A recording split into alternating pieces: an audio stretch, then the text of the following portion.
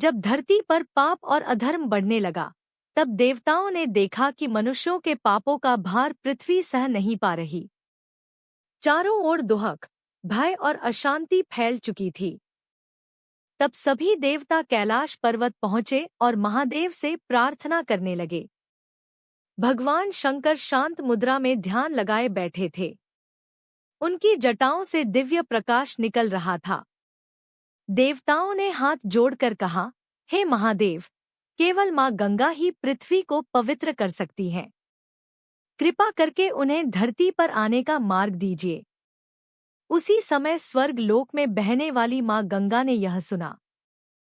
वे अत्यंत तेजस्वी और शक्तिशाली थी। उन्होंने कहा, यदि मैं पूरी शक्ति के साथ पृथ्वी पर उतरूंगी तो धरती मेरा वेग सह नहीं पाएगी। देवता चिंतित हो गए।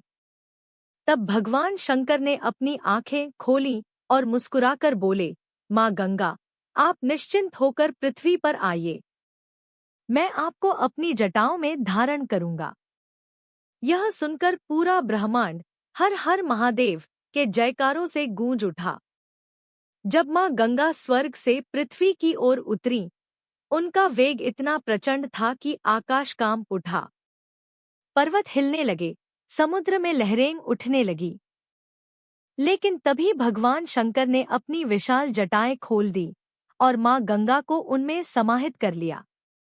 माँ गंगा को अपने वेग और सौंदर्य पर गर्व था, परंतु महादेव की जटाओं में पहुंचकर उनका सारा अभिमान शांत हो गया।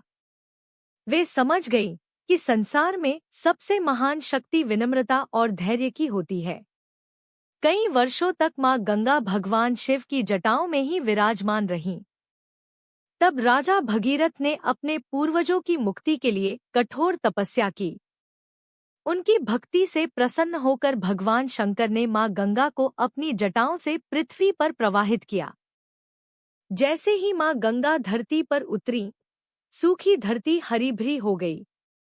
जहाँ गंगा बहती, वहाँ पाप मिट जाते, मन शांत हो जाता और लोगों के जीवन में नई आशा जाग उठती।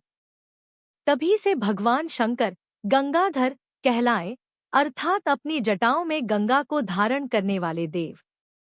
कहते हैं, जो व्यक्ति सच्चे मन से भगवान शिव और माँ गंगा का स्मरण करता है, उसके जीवन के दुख धीरे धीरे दूर होने लगते हैं। महादेव केवल शक्ति के देव नहीं, बल्कि करुणा और संरक्षण के भी प्रतीक हैं। अगर आपको भी महादेव और माँ गंगा की यह पावन कथा पसंद आई हो, तो हर हर महादेव अवश्य लिखें और ऐसे ही हमारे चैनल को सब्सक्राइब करें।